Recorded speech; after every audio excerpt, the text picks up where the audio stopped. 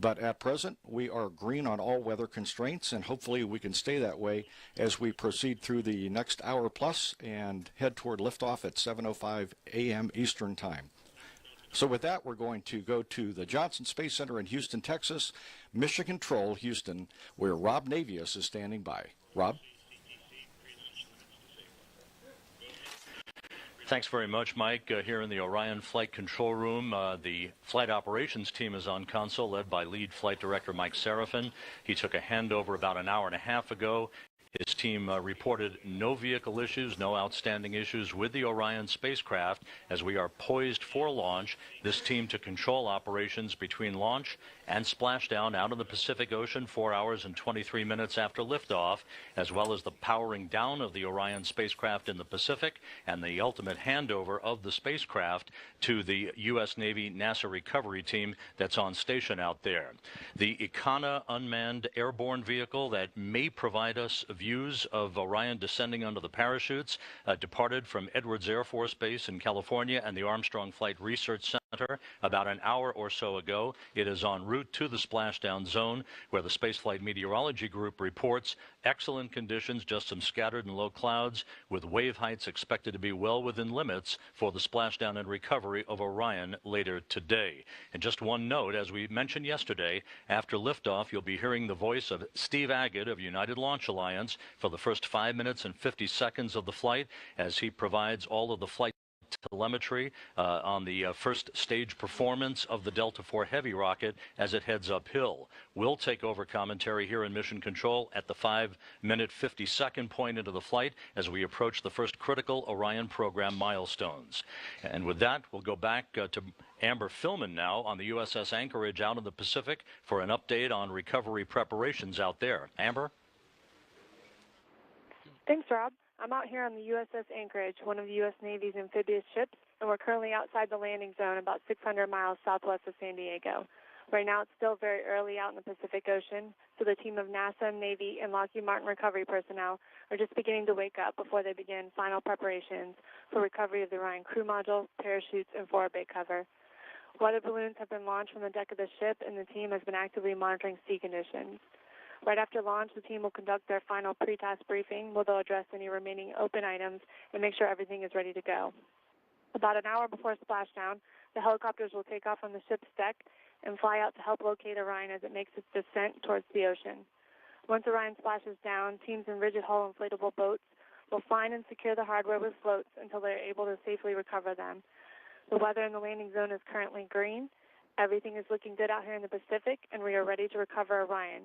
I'll send it back to you, Brandy, and the Mission Director Center in Florida. Thanks, Amber. So we're now 56 minutes away from today's launch at 7:05 a.m. Eastern Time. And as you heard there, conditions are looking pretty promising for Orion today. Of course, the launch is only the beginning of the flight test, and actually the hard part for Orion doesn't come until we've made it to space. Over the 4.5-hour flight, we're going to be testing Orion's critical systems, everything from the computers on board and guidance and navigation to the jettison and separation events, and of course the heat shield and parachutes. We call all that Orion's trial by fire, and next we're going to take a look at why.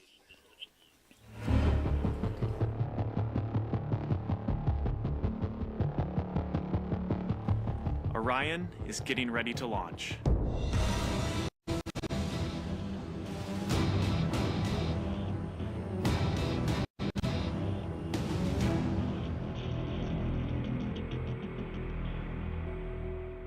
My name is Kelly Smith, and I work on navigation and guidance for Orion.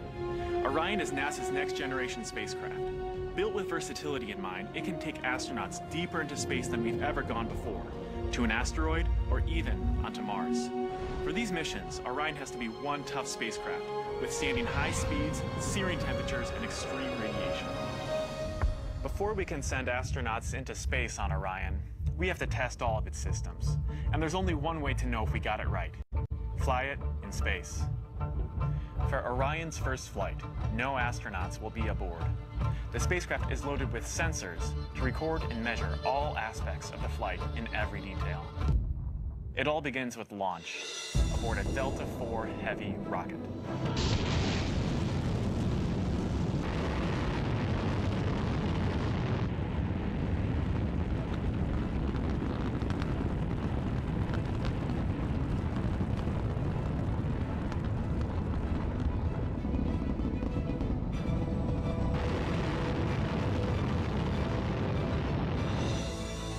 As it punches into Earth orbit, Orion will jettison its launch abort system.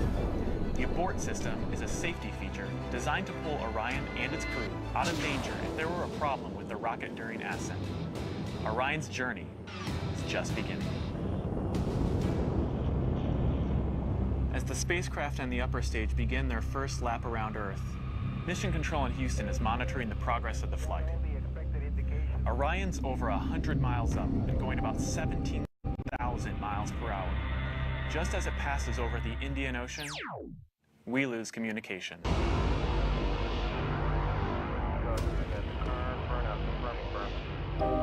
This is expected. The communications link we have through satellites to Orion is momentarily lost, but Orion continues to receive and process data. Its computers can handle 480 million instructions per second. Imagine you are traveling with Orion as the flight test continues. One orbit completed. Time to go. The upper stage of the rocket fires again. Like the setup for a roller coaster ride, this is the big climb we've been waiting for. We are headed 3,600 miles above Earth. 15 times higher from the planet than the International Space Station. As we get further away from Earth, we'll pass through the Van Allen belts, an area of dangerous radiation. Radiation like this could harm the guidance systems, onboard computers, or other electronics on Orion. Naturally, we have to pass through this danger zone twice, once up and once back. But Orion has protection.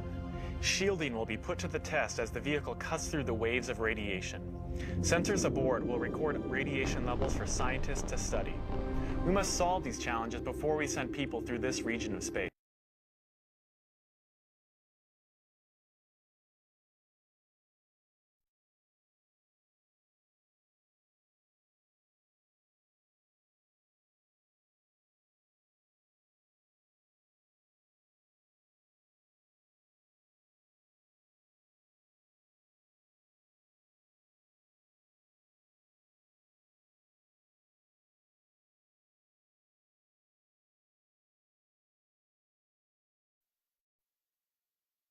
Thousand miles per hour.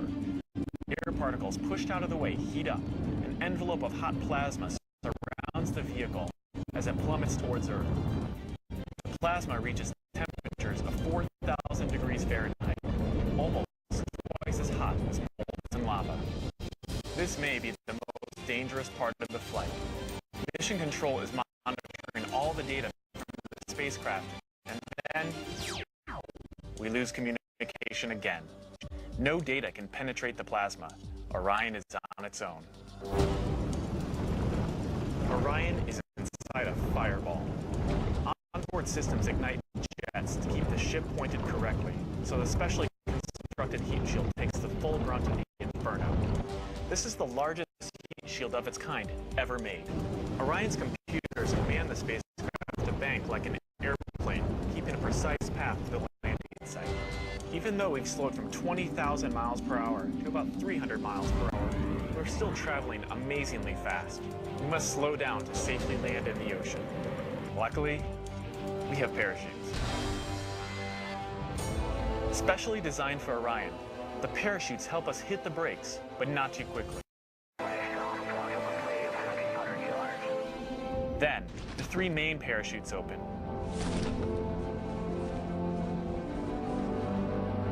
Once fully engaged, this canopy would cover an American football field. It takes parachutes this size and strength to slow our descent to 20 miles per hour, and then splashdown. For this first flight, we won't have astronauts inside, but we still have some very precious cargo. The flight data from this mission is stored inside the Orion spacecraft. While our flight might be over, there is still a lot of work to do. Onboard sensors recorded every detail, from launch to flying in space, to re-entry to landing.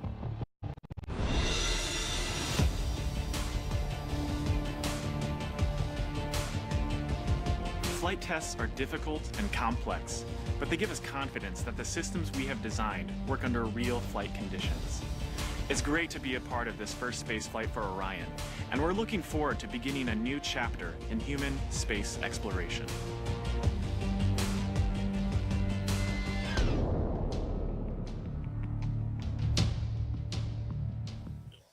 As you can see, the real excitement for Orion begins after launch, so we've got our fingers crossed that we'll be able to lift off as planned today. Let's go back now to Mike Curie for an update on how our chances are looking. Mike? Brandy, everything is still looking great. We are at T-minus 34 minutes, 20 seconds and counting, and 49 minutes away from launch. United Launch Alliance launch conductor Scott Barney just reported to Orion mission manager Brian Austin that they're working no issues whatsoever. Everything technically looks great on both the Delta IV Heavy rocket and the Orion spacecraft. And Launch Weather Officer Kathy Winters has not reported any. The 25th Delta IV since 2002, when the first flight was made.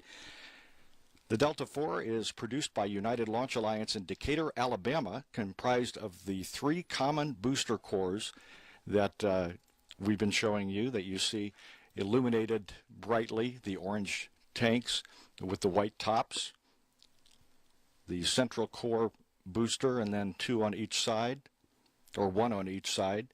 Each of the common booster cores is powered by the Aerojet Rocketdyne RS-68 engine, fueled by liquid hydrogen and liquid oxygen. And the Delta cryogenic second stage is powered by the Aerojet Rocketdyne RL-10B engine. The 3 first stage engines each generate more than 650,000 pounds of thrust, equaling more than 2 million pounds at the time of liftoff. And then once we've made it through the first stage, the second stage engine generates 24,750 pounds of thrust to carry Orion on to the rest of its mission. A very powerful rocket, the most powerful rocket that America has in its fleet. With Orion on top, the Delta IV is 242 feet tall, and it weighs nearly 1.6 million pounds as it sits there fully fueled with the gaseous oxygen venting off the top of the common booster cores. You see there the Orion spacecraft ready to make its inaugural visit in space. There is nothing standing in its way at this point to lift off at 7:05 a.m. Eastern Time. Earlier today we were contending with some rain showers in the area, and they still are an issue. But currently on the radar they are popping up predominantly to the south, and they're either dissipating or they are remaining to the south. One issue that we may have to contend with today is winds.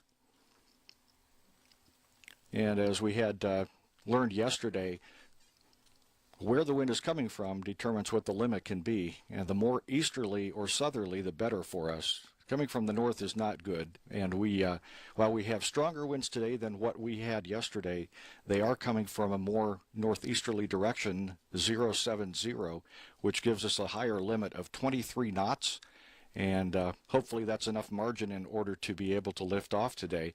The winds that Kathy Winters has been reporting have been about 19 to 20 knots with an occasional peak, and earlier today, about 4:30 in the morning, we were no-go for both flight through precipitation and cumulus clouds rules. The cumulus clouds are associated with rainfall. That's moved out of the way, and when Kathy Winters was briefing the team earlier this morning, she predicted that the rain might dissipate as we went through the launch countdown today, and that would be the good news. The bad news would be that as the sun came up and the temperatures warmed, the winds could conceivably pick up. We'll have to keep an eye on that just to see whether or not we are going to be contending with any of the 3 weather constraints that are in her forecast, which together have given us a percentage, which is a tricky thing to come up with, but the percentage is a 60% probability of violating the weather criteria during launch, or a 40% chance for favorable weather during the 2-hour and 39-minute launch window. But again, everything is go right now, and we'll keep an eye on the status of the Delta IV Heavy. Turn things right now back to Brandy Dean. Brandy? Thanks, Mike. We heard from NASA Administrator Charles Bolden yesterday on how Orion fits into the big picture, and he is back today with us, making a little bit more time to talk to us and follow up on that conversation. Thanks for so letting me come back again, Brandy. Thank you. Well, thanks for coming. I guess why don't we start with just if we're able to launch today, what will that mean for NASA? Well, if we're able to when we're able to launch today, it will mean that we're one step closer to being able to put humans on Orion, because we'll have one more non-crewed mission coming up in 2018 or so. That'll close us out in terms of giving us a comfort level that the vehicle's qualified to carry crew. So then we'll start flying our very first mission. EM2 is scheduled to be a mission that'll take us into cislunar space. So the area around the moon, the area that we are beginning to call the proving ground. And there we can really begin to exercise some of the procedures and operational practices that we think we're going to need when we get to the area of Mars. If all goes well, when we fly that first human mission, we will have redirected an asteroid from its normal orbit of the sun. It will be now in the orbit of the moon. So astronauts will be able to interact with that asteroid, go down and do operations, such things like determining, can you really attach an astronaut to an asteroid sufficiently that they can do mining types of procedures and the like. So very exciting time ahead when we get Orion off today. Well, as an astronaut yourself, are these especially exciting missions to think about? It's interesting. We were having this conversation last night at dinner, and it's incredibly exciting to be at this particular juncture. I'm very fortunate. I came to NASA in 1980, and we were in the lull between Apollo and shuttle. We had not flown since 1975 when we flew Apollo Soyuz. We'd flown 3 Skylab missions, but they were just point missions that we knew once they were done, it was done. So shuttle was supposed to fly in 1978. Here we were in 1980. I was arriving, no shuttle. In fact, I got there as shuttle was flying from its production facility in Palmdale, California to the Cape, losing a number of tile en route. It was a dark day for us. We had actually an engine test go wrong down in Stennis. So things were not quite as bright, but we battled through that. The whole team did around the agency, and then came up in April of '81, and we ended up flying STS-1, which was absolutely incredible. As incredible as that was, it to me wasn't as important as STS-2, because up until that time, no spacecraft had ever been reflown into space. So when Dick Truly and Joe Engle got aboard Columbia to fly STS-2, my heart was beating pretty hard. I was a support crew member for him, but we knew that we hope this works, and we think it's going to work. We've got confidence in everything, but it became the first time we had ever flown a reusable spacecraft. So to me, this is sort of like deja vu. I've been here. I know the end of this story, and I know that this is going to mean incredible success for this agency and this nation. I had no idea that shuttle would go a 30-year incredible run.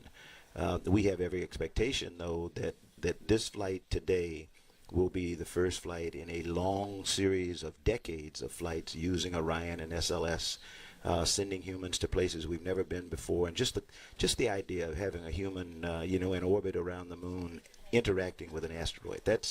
That in itself is mind-boggling, and it's a few years ago I would have said it's inconceivable. It is not, because we are very confident we can do this. And then getting onto Mars is really important, because that's something I talk to my granddaughters about. I have 3 granddaughters, 8, 14, and 12, and we don't talk about trivial things. They talk about living and working on Mars, and it's not a matter of maybe. It is a matter of they are going to do that. And so it's really important to me personally to make sure that I've done everything I can in my capacity as the NASA administrator to make sure that my granddaughters and the granddaughters of a lot of other NASA employees and your kids one of these days, if you got them or when you get them, that they can follow in our footsteps and go do big things. Well, and I guess, Orion's certainly part of that, but it's not the only part, right? We've got the robotic missions going on to help lead the way. And, we tend to, several things we're doing today that I think we should stop and pause. One, right now we're focused on the launch vehicle. The Delta IV Heavy, while very important part of this play, that is not the star of the day. The star of the day is Orion. And we don't even get to see Orion come on stage until we launch, get it separated from the launch vehicle and into its 2-orbit flight. So we've got to wait a little while until the prima ballerina comes on stage. I'm saying this because my 14-year-old daughter is dancing the Nutcracker this weekend, so that's another reason we need to get going. But if you look at it like a kid, this is the prima ballerina on top of this incredible monster, the Delta IV Heavy. We're very confident in the Delta IV Heavy, and we want it to do its thing. But its part in the play is pretty short. After about 8 minutes or so, it's done, and it leaves the stage, and on stage comes Orion. And I think we're going to see an absolutely incredible performance from our prima ballerina, and the way that she's going to turn and twist and do stuff that to an engineer is going to be so graceful and so beautiful. And people down here are going to be kind of giddy, and they'll be cheering at every step along the way because, everything may not go right. But everything that does go right means that we've brought down one more risk on this vehicle. And that's what today is all about. So it's a really exciting day for me personally, for this agency. And I think, driving up the causeway, looking at all the cars, I think it's a big day for the world, for people who know and like space. All right. Well, great. And I think that actually today caps off a great year. So next we're actually going to take a look back at some of the highlights of 2014 so far. Thanks so much, Mike.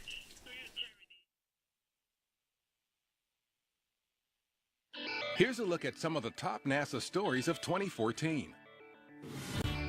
That's one small step for man, one giant leap for mankind. With 2014 marking the 45th anniversary of Neil Armstrong's historic first step on the moon, NASA outlined plans for America's next giant leap in space exploration, to send astronauts to Mars.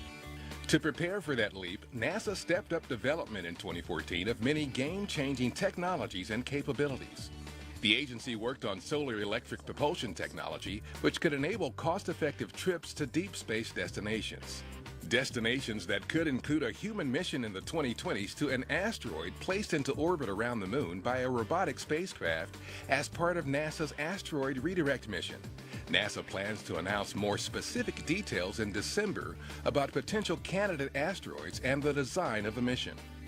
The successful first flight test in June of the saucer-shaped low-density supersonic decelerator demonstrated an inflatable system that could be used to land heavier and larger payloads than ever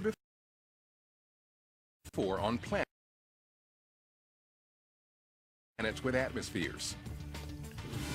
The International Space Station continued its role as a unique platform off the Earth where astronauts are working for the Earth with biomedical research and with payloads delivered by commercial partners SpaceX and Orbital Sciences Corporation, such as the first 3D printer in space, which could be used to manufacture parts in space.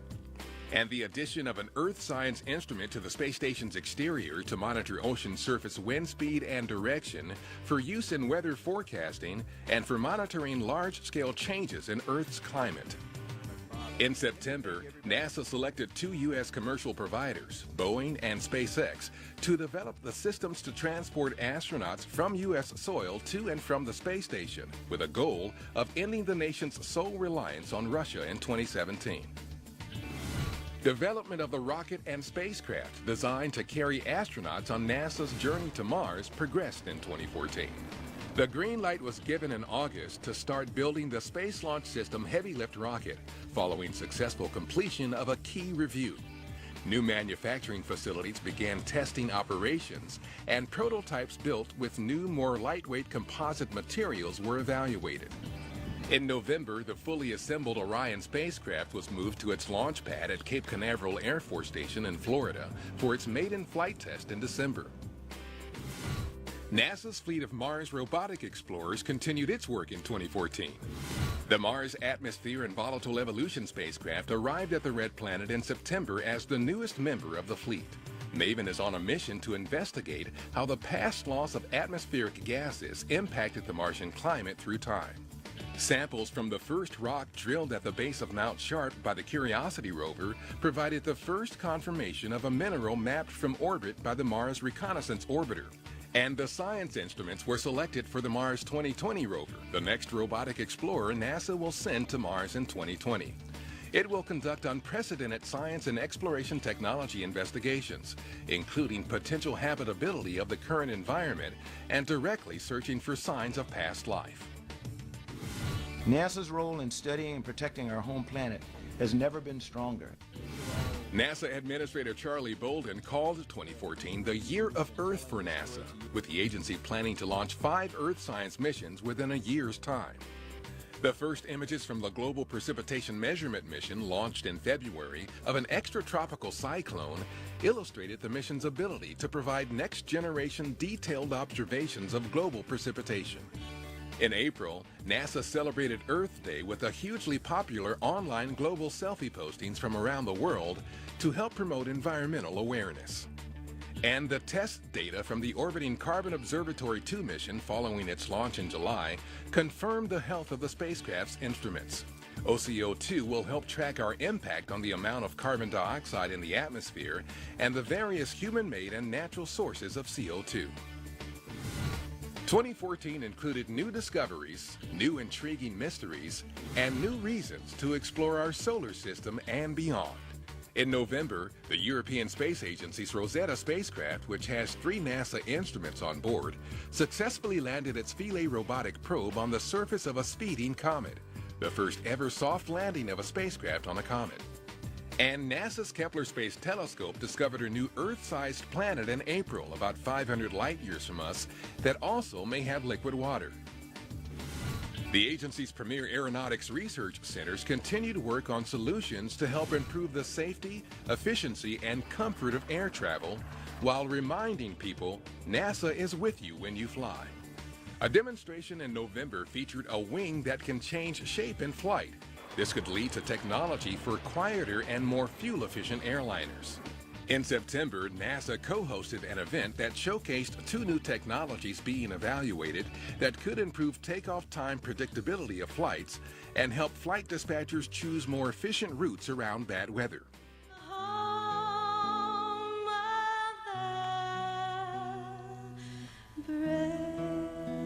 And in May, NASA celebrated the renaming of its Dryden Flight Research Center to the Neil A. Armstrong Flight Research Center, and designated Hugh Dryden's name to the center's aeronautical test range.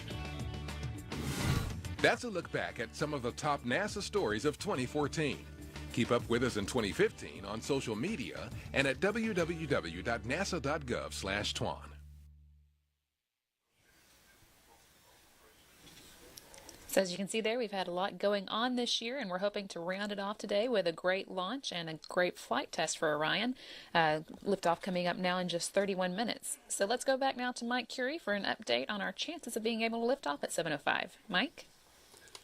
Brandy, everything continues to go technically and weather-wise. We will be standing by in just about a minute and a half for an update on the weather from 45th Weather Squadron Launch Weather Officer Kathy Winters, who will be briefing the team on the current conditions and the forecast for the liftoff time at 7:05 a.m. Eastern.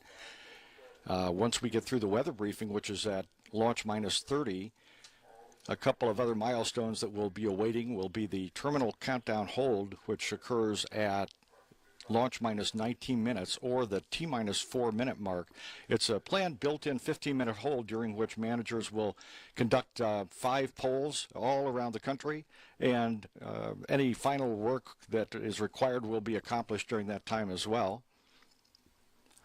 Also during that hold, the go-no-go, final go-no-go poll will send everyone off toward the hopefully planned liftoff at 7:05 a.m. today. And then we come out of the hold at at T-minus 4 minutes and counting at 7:01. Liftoff planned again. It's exactly 7:05 a.m. Eastern time.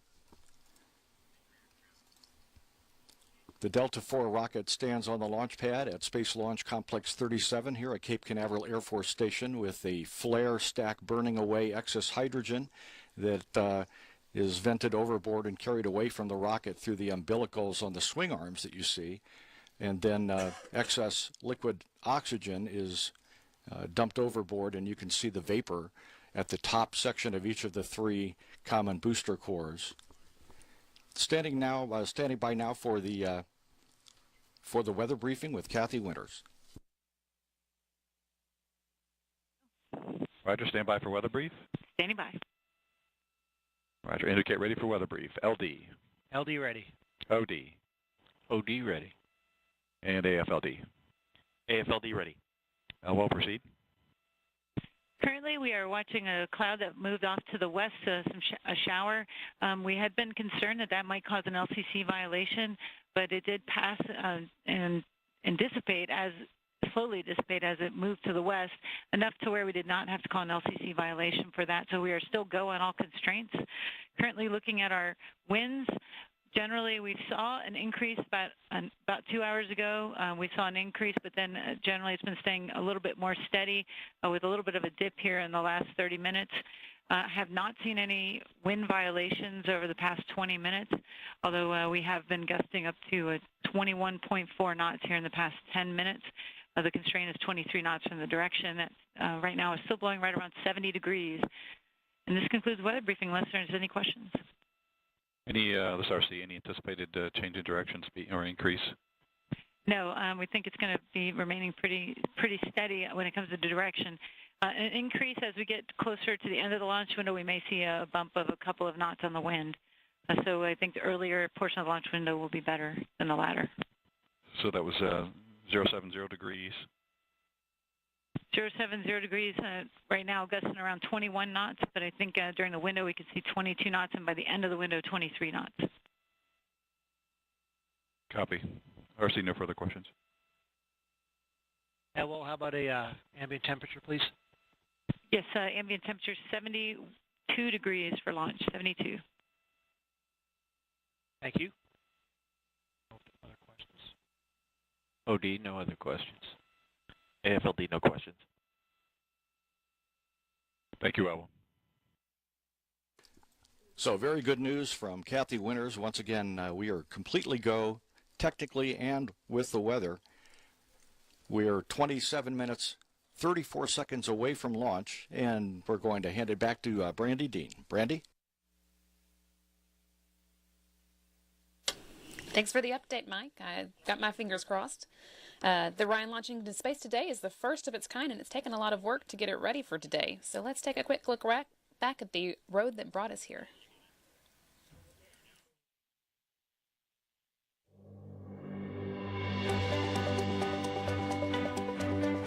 Preparing the Orion crew module for its first flight test in December actually began a few years ago. The crew module for Orion's flight test arrived at Kennedy Space Center in Florida in June 2012 and was transported to the Neil Armstrong Operations and Checkout Building High Bay for manufacturing, processing, and pre-flight testing. During the next 2 years, Orion prime contractor Lockheed Martin and NASA engineers and technicians built up the crew module from a green shell to a fully functional spacecraft. Many tests were performed to prepare Orion for its flight test. Orion's service module arrived at Kennedy Space Center and also was transported to the Operations and Checkout Building for build-up and processing. The module was completed with the installation of the fairings that protected in the early stages of launch ascent. Orion's heat shield, containing more than 200 instrumentation sensors, was installed. The heat shield will protect Orion during its re-entry into Earth's atmosphere and splashdown in the Pacific Ocean. Moving one step closer to the flight test, the Orion crew module was stacked atop the service module in June. Tile panels were installed around the spacecraft, and then both modules were put through their final system tests. On September 11th, the Orion stack was transported from the Operations and Checkout Building to the Payload Hazardous Servicing Facility. Inside this facility, the spacecraft was fueled with ammonia, hydrazine, and high-pressure helium ahead of its December flight test. The four major components for Orion's launch abort system, including the launch abort motor and the attitude control motor, arrived at Kennedy last year and were transported to the launch abort system facility for processing, testing, and integration. In late September, Orion was moved from the Payload Hazardous Servicing Facility to the Launch Abort System facility. Inside the high bay, the Launch Abort System was lowered and attached to Orion. The system is designed to protect astronauts if a problem arises during launch by pulling the spacecraft away from the falling rocket. Orion waited inside the Launch Abort System facility until the United Launch Alliance Delta IV Heavy rocket was ready for integration with the spacecraft. Earlier this year, the Delta IV core and starboard boosters arrived by barge in March and were offloaded and transported to the Horizontal Integration Facility near Space Launch Complex 37 at Cape Canaveral Air Force Station in Florida. The port booster and second stage followed in early May. The Delta IV Central Core Booster was mated to the port and starboard boosters. Then the Delta IV second stage was mated to the rocket's Central Core Booster. The Delta IV rocket for Orion's flight test rolled out of the Horizontal Integration Facility on September 30th and made the trek to the launch pad. In the early morning on October 1st, the nearly 180-foot-tall launch vehicle was carefully lifted into the vertical position and then raised into the mobile service tower on the pad. In early November, the Orion stack was transported to the launch pad and integrated to the rocket. Tests were performed to verify readiness for launch. After more than 2 years of work, Orion is now ready to soar on its first flight test.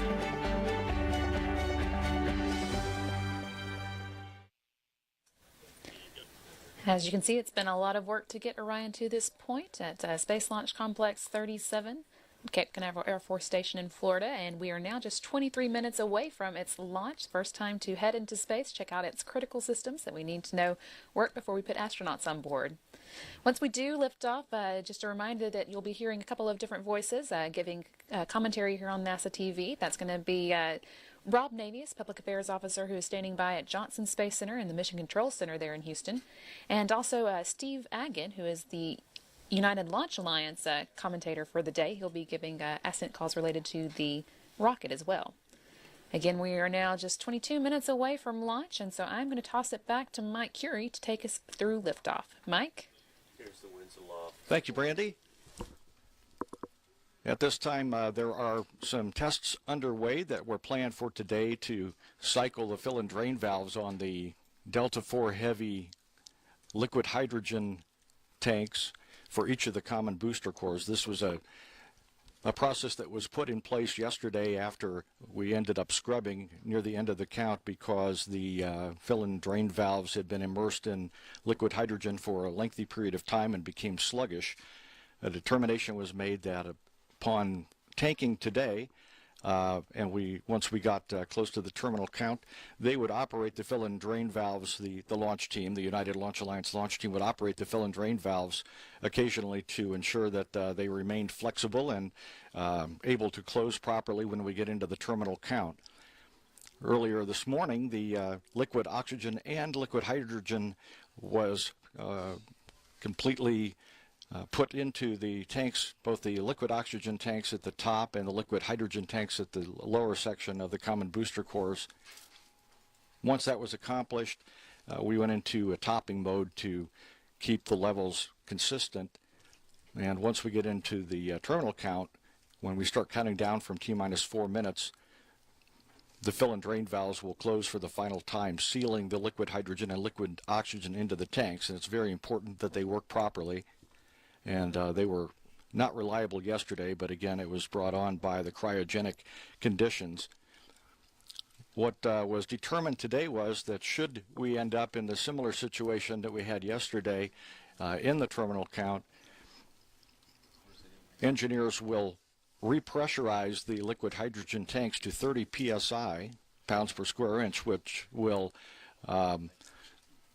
force the fill and drain valves into the closed position, after which they will cycle them again for 5 times before we would go into a launch attempt recycle. They believe that this process will ensure that the the fill and drain valves remain flexible and will be able to perform their job. This was a decision that was made through a series of telecons and meetings yesterday based on data that United Launch Alliance engineers produced following yesterday's launch attempt and the detanking that occurred afterward.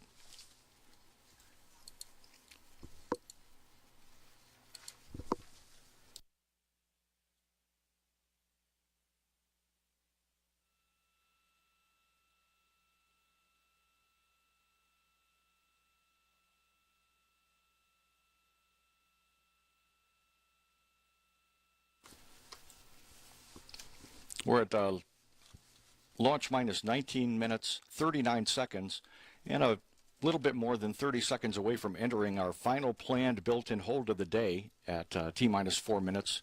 Once again, it is a built-in 15-minute hold during which a number of polls will be conducted by managers across the country, and it will all hopefully culminate in a decision to go for launch at the beginning of our launch window today, which is about 20 minutes away from now. Standing by to enter the hold in 5, 4, 3, 2, T 1. minus 4 minutes in holding. This is a 15-minute built-in hold.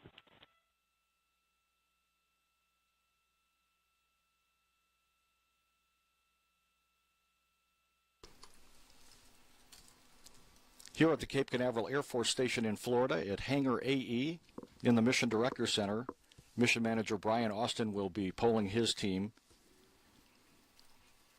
At Kennedy Space Center in the Neil Armstrong Operations and Checkout Building, there are 2 control rooms, the Test and Launch Control Center and the Engineering Support Room. The Test and Launch Control Center is the primary Orion Launch Control Center, and it houses the Orion Launch Operations Team. Orion Launch Conductor Shane Roski will be polling his team. At Mission Control in Houston, Mike Serafin, Lead Flight Director, will poll his team. The Mission Control Center houses 4 areas that are supporting today's launch and mission.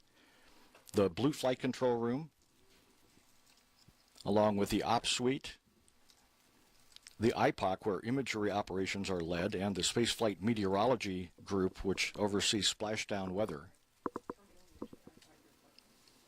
And in Denver, Colorado, an Orion or a Lockheed Martin facility that is supporting Orion for engineering data as well as support for post-recovery operations is the Remote Access Program and Test Operations Resource, or RAPTOR, and it's located in Denver, Colorado. There are 39 consoles there. They will be polling their group as well. And once all the polls are complete, everyone will give their go or no-go to Orion Mission Manager Brian Austin here at Hangar AE in the Mission Director Center, and he will provide a go. 17 minutes. He will provide his go to United Launch Alliance Launch Conductor Scott Barney, who will provide a go to the United Launch Alliance launch team. We're proceeding through this built-in hold with no issues. The various circuits through which engineers and managers have been speaking all morning, very quiet. No issues are being tracked. Nothing significant that would stand in the way of launching today. And weather remains green.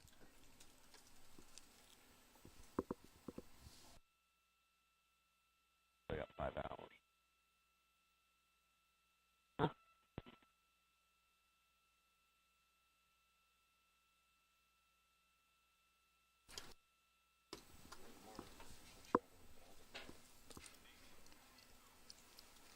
Less than 16 minutes remain before liftoff of the Orion spacecraft on its maiden voyage.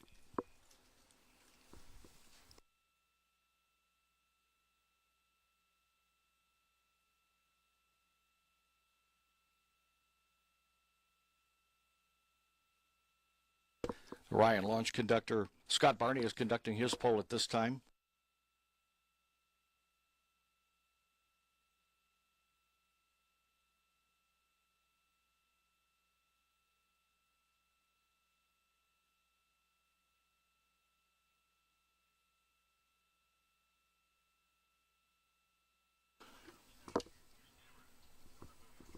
Nearly 200 engineers and managers across the country involved in these polls.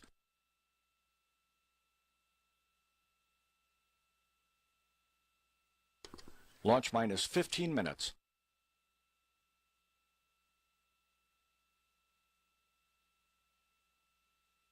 Orion reports that they are go. Mission Control in Houston, Flight Director Mike Serafin is conducting his poll.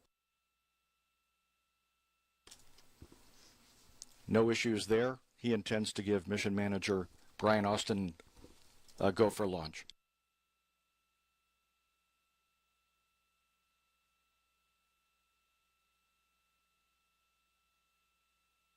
The Orion Engineering Manager is go for launch.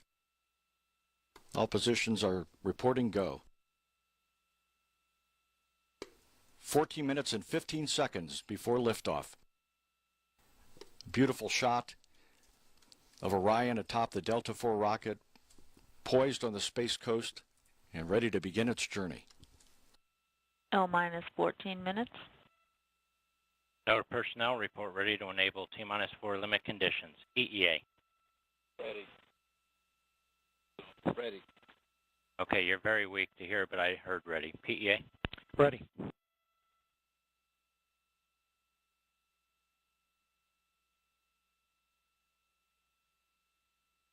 T-4 limit conditions are on.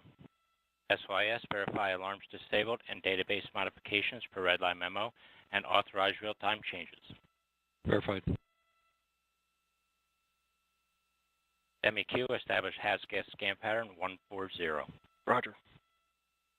VSE, verify active with composite ramp temperature evaluation for current plan T0.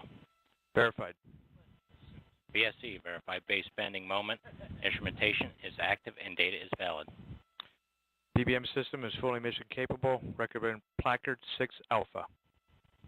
L minus 13 minutes. ALC, verify wind monitoring system set for placard 6 alpha. Roger.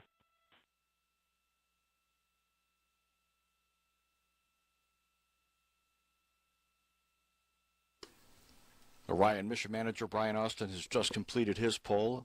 All elements reporting to him are go.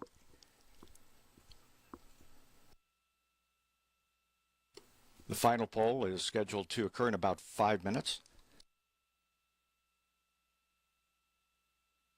when the United Launch Alliance launch director will conduct his poll.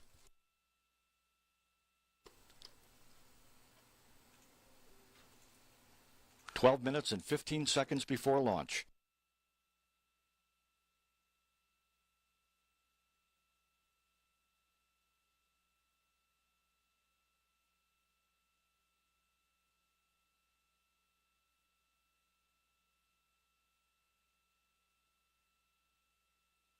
L minus 12 minutes. MEQ, initiate data logger just prior to the L-7 poll. Roger. ALC, start T4 master script. Roger.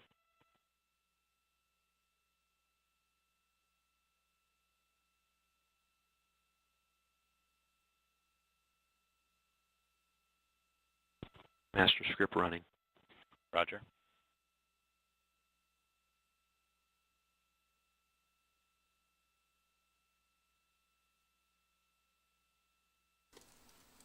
"11 minutes, 20 seconds before launch. All systems are go and weather remains green.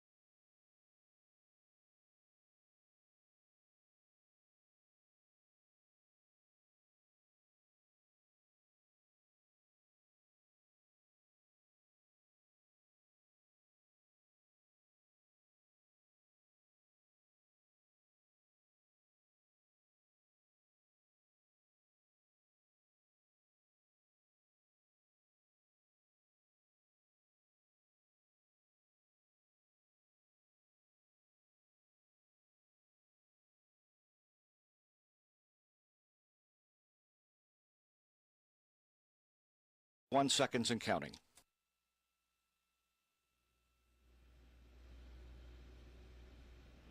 At 2 minutes prior to liftoff, the team will verify that the hydraulic system is pressurized and confirm the Common Booster Core Delta BBC lost cryogenic that flight second pressure and stage flight level. DCSS and flight termination system battery voltages.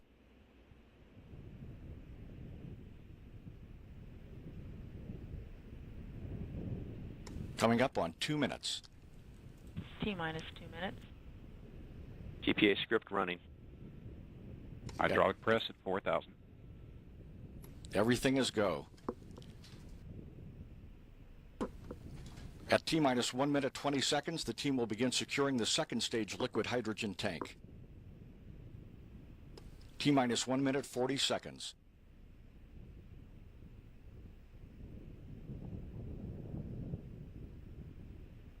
T-minus 1 minute 30 seconds. OLC, verify Orion nav transition is complete. LC, this is OLC. Orion nav transition is complete. 120. Second stage LH2 securing started. At T-minus 60 seconds, the Eastern Range readiness will be verified. CPC LH2 at flight pressure and flight level. Working no issues.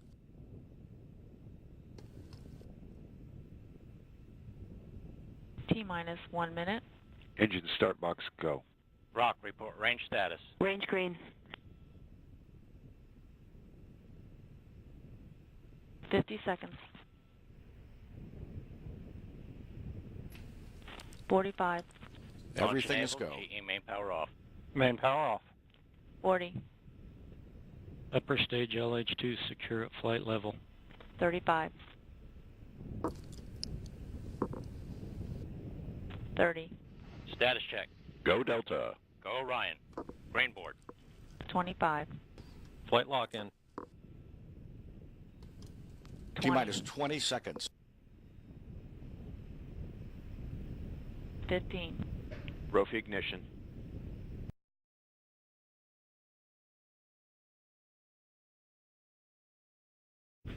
5, 4.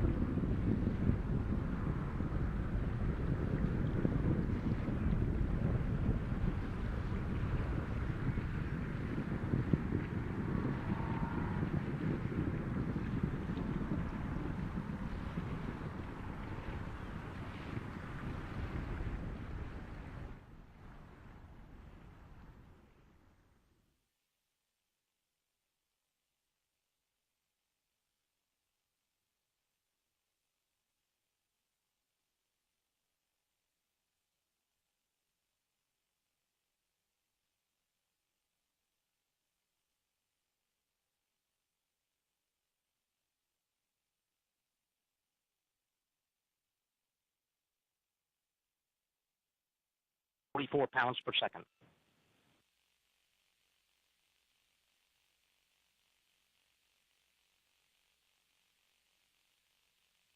Three minutes, 1 second into the flight. Still looking good. Passing Mach 5.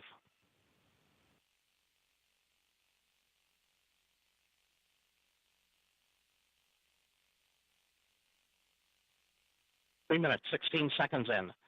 Good engine control. Less than 1/2 minute remains on 3-booster flight. 3 minutes, 30 seconds in. We're standing by for the command to go to the partial thrust mode in the port and starboard booster. That command should occur about 10 seconds from now.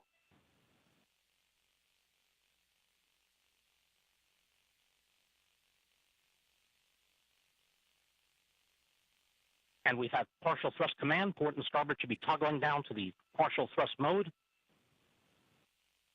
Standing by for main engine cutoff. We have cutoff in the port and starboard and separation. A good separation of the port and starboard boosters.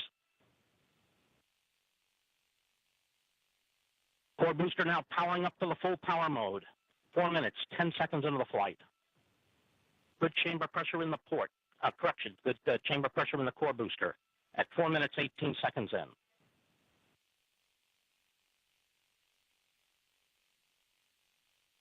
Four minutes, 25 seconds in, still looking good. Good engine control in the core.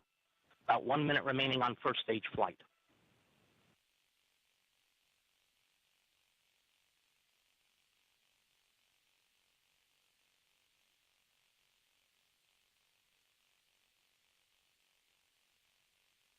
Four minutes, 46 seconds in, still looking good. Chamber pressure holding very well in a core booster as we're approaching the 5-minute mark. 5 minutes into the flight. Standing by to go to the partial thrust command. That partial thrust command about 15 seconds from now.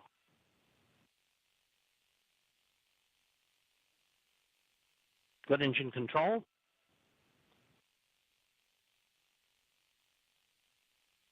Five minutes, 20 seconds in.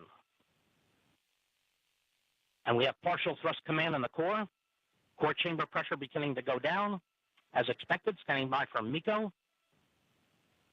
We have MECO. The main engine has cut off. Standing by for stage separation. Each have stage separation. Heads is deploying. The nozzle has been extending. Standing by for igniter spark. And we have igniter spark, and we have ignition. Ignition on the second stage. Second stage chamber pressures beginning to rise. This is Mission Control Houston. We're taking over commentary at this point as we come up on the first two critical Orion program milestones, the service module fairing panel jettison and the launch abort system jettison, standing by for those first two critical events.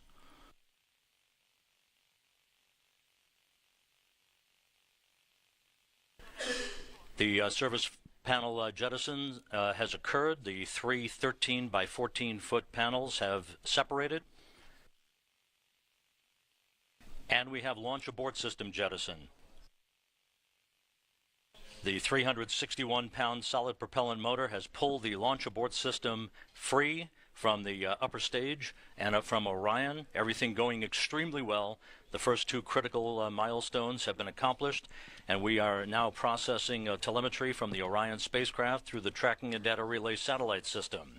Coming up on the 7-minute mark into the mission,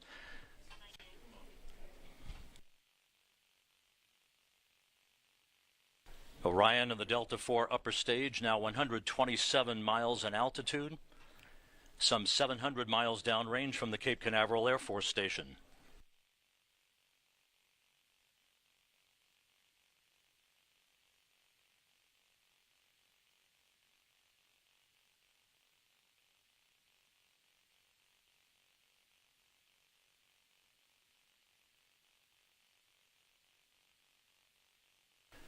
Reports here in Mission Control indicate that Orion's guidance systems are up and running in good shape.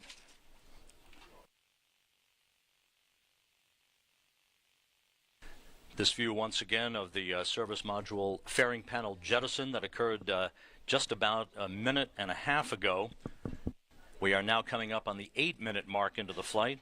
Orion and the Delta IV upper stage, 142 statute miles in altitude, almost 900 miles downrange from the Kennedy Space Center. GPS systems on Orion have come into full agreement with navigation systems on the spacecraft. Orion is functioning perfectly at this point.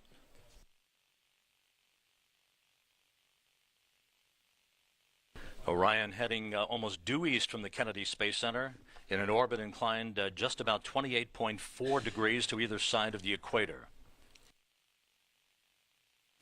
8.5 minutes into the flight, the upper stage is currently traveling and carrying Orion to its preliminary orbit, now traveling at a velocity of almost 14,000 miles an hour, its altitude flattening out. The upper stage ignition will continue for about 11 minutes and 30 seconds from the time it began, with SECO 1, or a second stage cutoff number 1, just about 8.5 minutes from now. And this is our first view from cameras on the Orion spacecraft, streaming video that is coming down, being processed through the Tracking and Data Relay satellite system, showing a view of the Earth as Orion is being carried to its preliminary orbit, all of its systems operating in excellent condition on this first test flight of America's newest spacecraft.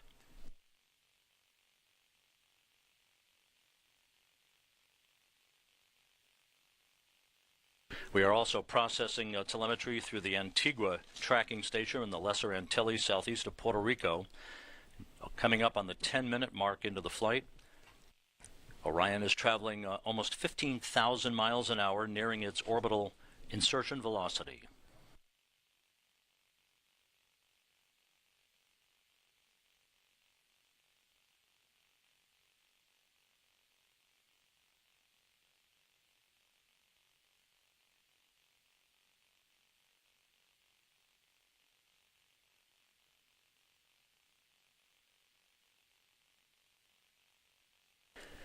Ten and a half minutes into the flight, everything going extremely well. This view from one of the cameras in the Orion spacecraft looking at the limb of the Earth as it heads toward its preliminary orbit, sailing over the South Atlantic right now.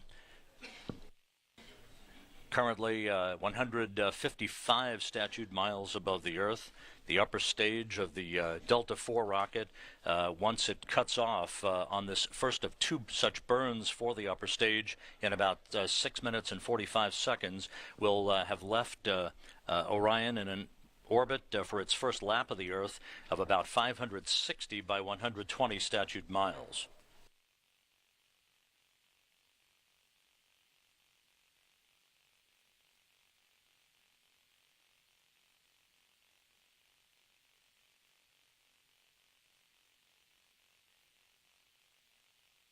So far, all of the guidance and navigation systems on Orion operating perfectly as it rides at the top of the upper stage of the Delta IV rocket that began its maiden journey at 6:05 a.m. Central Time, 7:05 a.m. Eastern Time, just right at the peak of sunrise over the Cape Canaveral Air Force Station. Coming up on the 12-minute mark into the flight.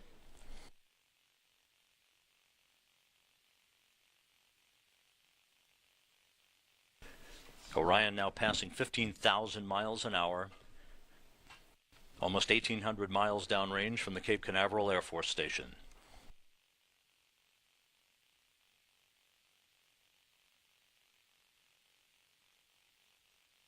The next major event, 5.5 minutes from now, that will be SECO 1, or second stage cutoff number 1.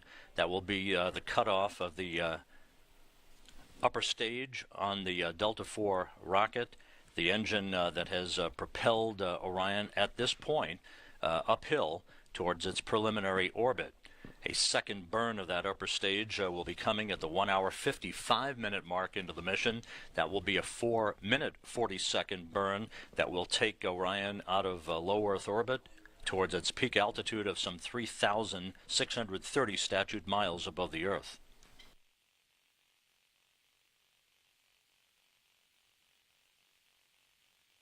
About 15 minutes after SECO 1, or the shutdown of the upper stage engine on this first of two burns that the engine will perform, Orion will be commanded into a barbecue roll, basically like a piece of meat on a barbecue spit. It will roll on a very, very slow basis to provide very even thermal conditioning over the spacecraft for the duration of its flight toward deep space. 13.5 minutes into the flight, Orion in the upper stage of the Delta IV now traveling 16,000 miles an hour, more than 2,100 miles downrange from the Cape Canaveral Air Force Station.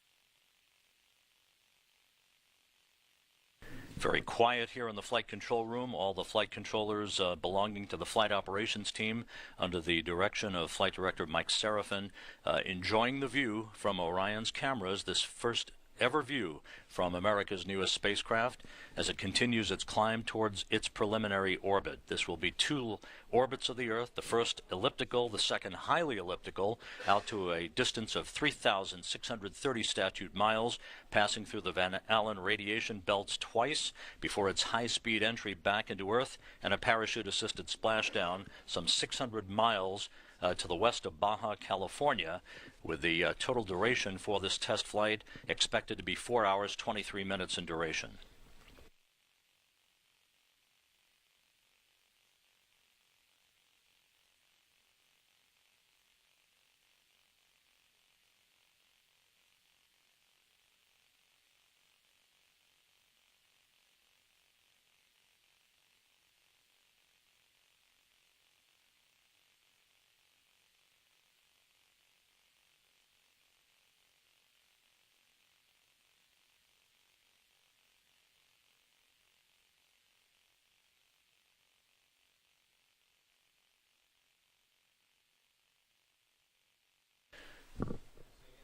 Fifteen minutes, 20 seconds into the flight since its launch from the Cape Canaveral Air Force Station, everything continuing to go extremely well with the first phase of Orion's maiden flight, moving from northwest to southeast across the South Atlantic, soon to approach the west coast of Africa.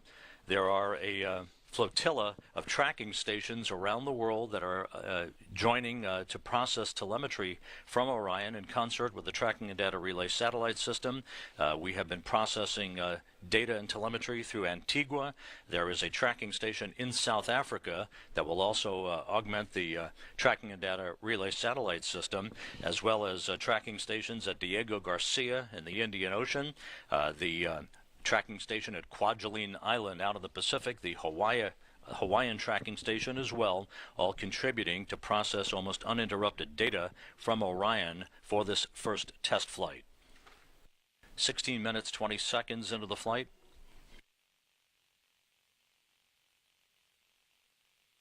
Orion is now some 222 statute miles above the Earth at its apogee, continuing to climb as we approach the 1 minute mark before second stage cutoff.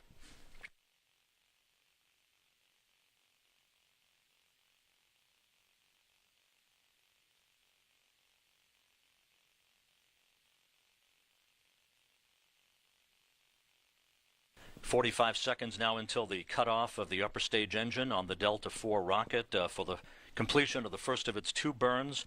We're going to go back to Steve Agate of United Launch Alliance now at the Cape Canaveral Air Force Station in Hangar AE. Steve?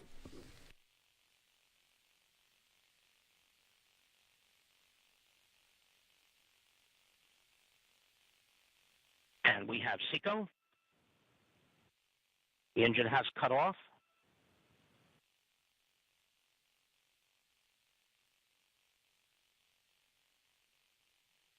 Cutoff appeared to be very close to the expected time.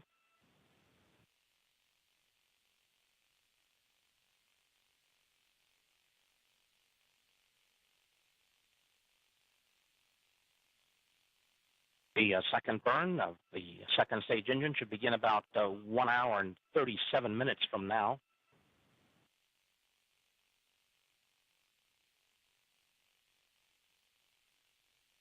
Now 18 minutes into the flight.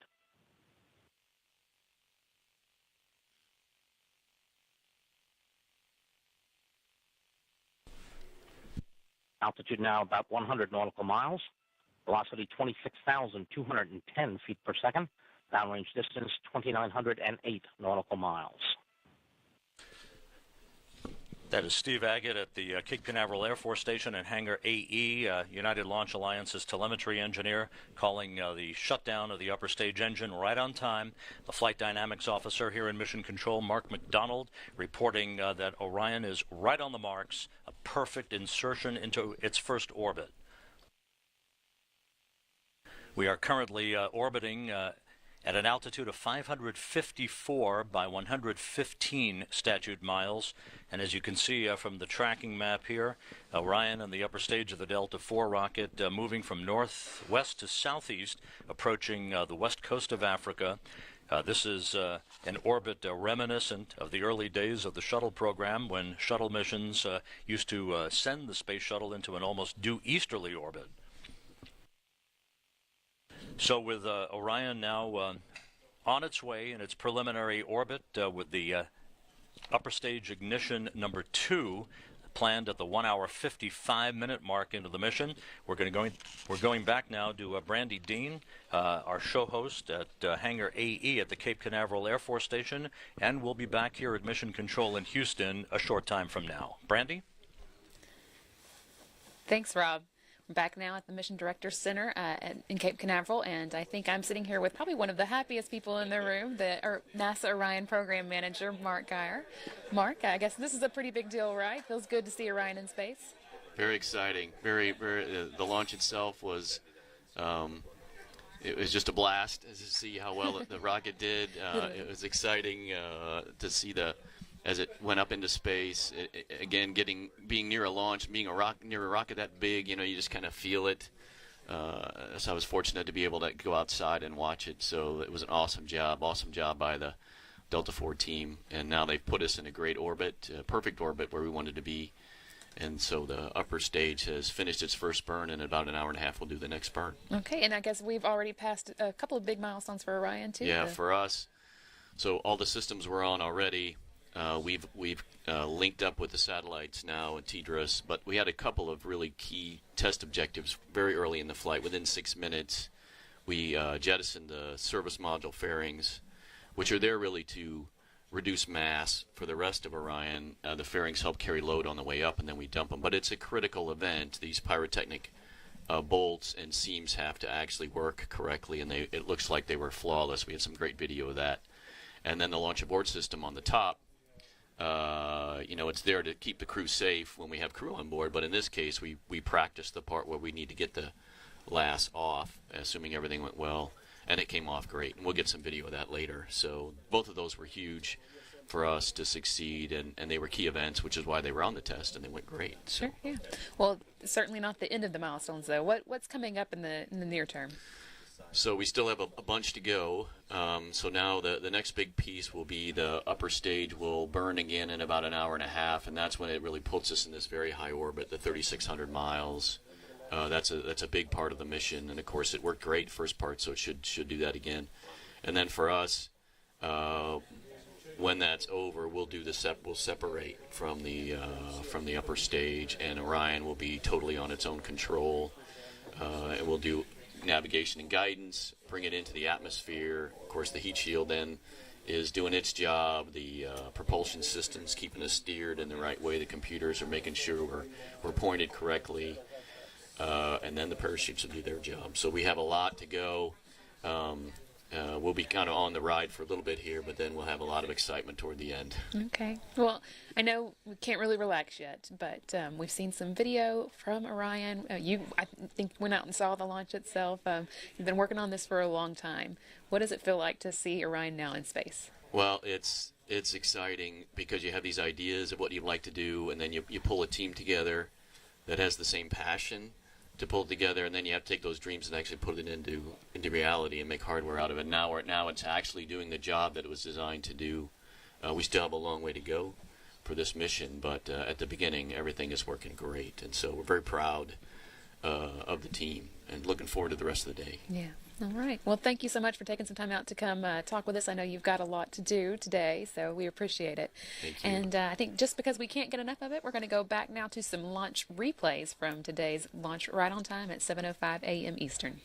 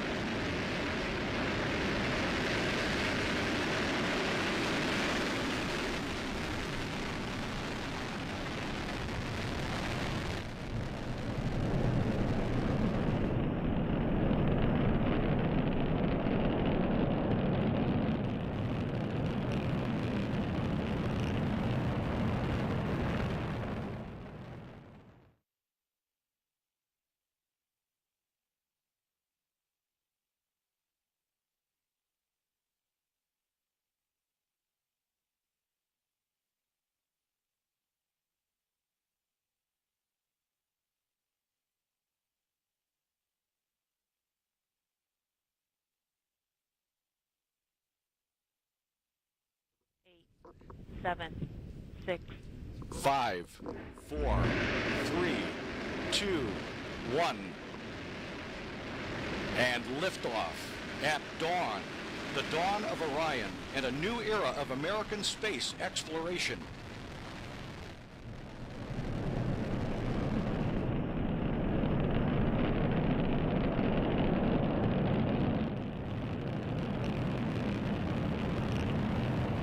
Good engine control on the first stage. Passing 25 seconds. Velocity 1,341 feet per second. Passing 31 seconds, still looking good. Good engine control. Good chamber pressure in all three boosters in the full power mode. 40 seconds in. Standing by to go to the partial thrust mode in the core.